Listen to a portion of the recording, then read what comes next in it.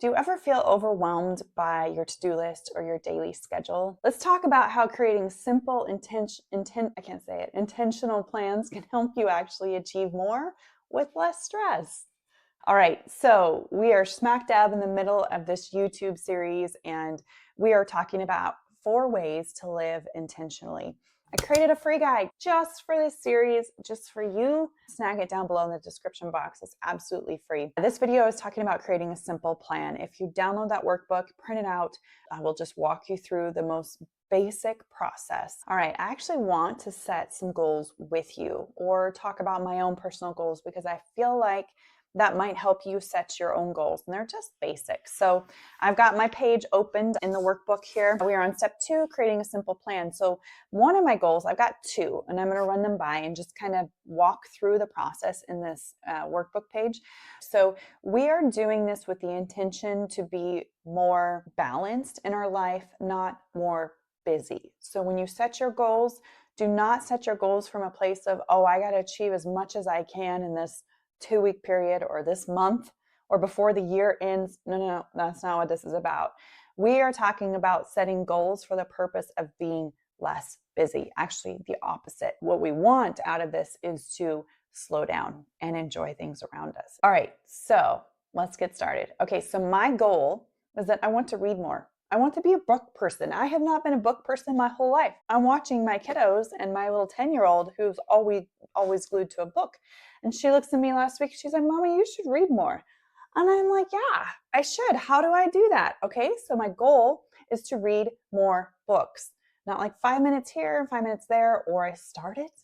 I have so many books, guys. I've started and they're just collecting dust. I never go back to them. So I want to read more books. I want to be an actual book reader, a person who enjoys reading books by the end of 2024. So, we have a couple months, okay? So what's the first step that I need to take to achieve my goal? Actually get the books. Actually find books that interest me. Not really a crime person, not really a love story kind of person. I'm more of like in the self-help, taking care of myself, business, entrepreneurship, financial, that is my jam. So, okay, I need to find some books. What small actions can I take daily or weekly to make progress? I'm just reading these questions right from the workbook I created for you guys. So some small actions I can take daily or weekly is actually carve out some time in my schedule to where it's just me and the books, or lay my phone down. Instead of the time that I have to read the books, just set my phone down and pick up a book and be okay with however much time I get to read it. I can read it on my lunch hours at work. Audiobooks might be my friend. So anyway, small actions. How can I simplify this plan to make it achievable? I'm going to set the bar really low because I know me, I know my history, I know my habits. It's hard, guys. It is. If you have a hard time with reading, let me know, because this is a hard one, but I want to be better at it because I do believe that you learn so much by reading books. So it's the perfect slow living thing. So cheer me on, I'll cheer you on. Okay, so that's the first goal. All right, so the second goal is I want to become debt free. I do have a car loan and I want to pay that off. I've been around this financial block for a while. I love it. It excites me. I like having a goal to work towards. So let's walk through this together. I would love to achieve it by 2026. It gives me a good chunk of time. Okay. So what's the first step that I need to take to achieve my goal? So to do a budget, right? That is the first step. You do a budget, you get to figure out what I want to cut out and maybe throw at my car loan. All right, so what small actions can I take daily or weekly to make progress? Review that budget, stick to my cash envelopes, right? The money that I put into my envelope so that it doesn't take away from me being able to pay off my car early. And how can I simplify this plan to make it achievable? I think this depends on my motivation and what I'm capable of doing. So one income here. So let's just be super, super realistic with the cost of everything right now. Food, roof over our head, electricity, gas, things have all gone through the roof. I know you guys have probably felt it too, not just me. So I don't want to come out of the gates and promise myself that I can pay so much more towards my car when in reality, I probably can't because of the cost of everything else that I need to cover. So simplifying this plan is just pitching $50 a month right now extra on my car. But that builds the momentum to where I get to a place I can start throwing more money at my car. Does that make sense? Two examples that I have of my own personal goals that you guys can walk through with your own goals. The worksheet just has you go through one goal. You can do it as many times as you want to. We often go to the worst case scenario is that I'm always going to be in debt. I'm never going to be a reader. I'm never going to have the free time I want. I'm not going to be able to,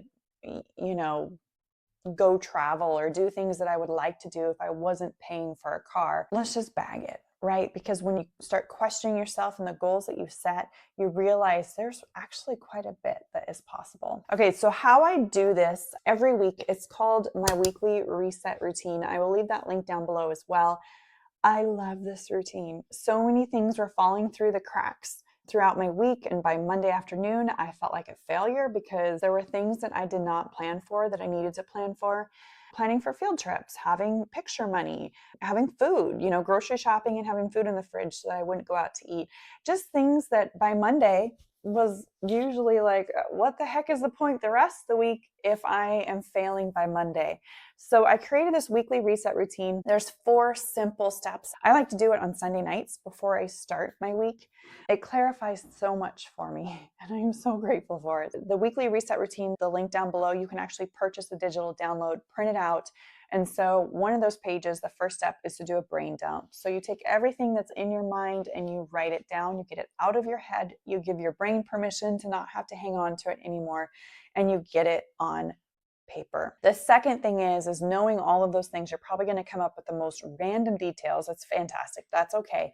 But then you'll pull details from your brain that you actually need to put onto your schedule. So then you're going to schedule your week. You can also schedule your month.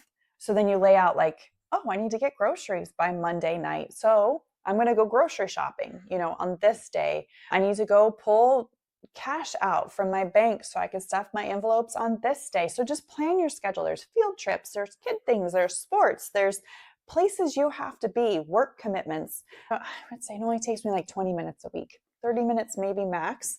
So the third step is you're going to meal plan. You're going to write down the meals you want to cook for the week. And the fourth step is your grocery list.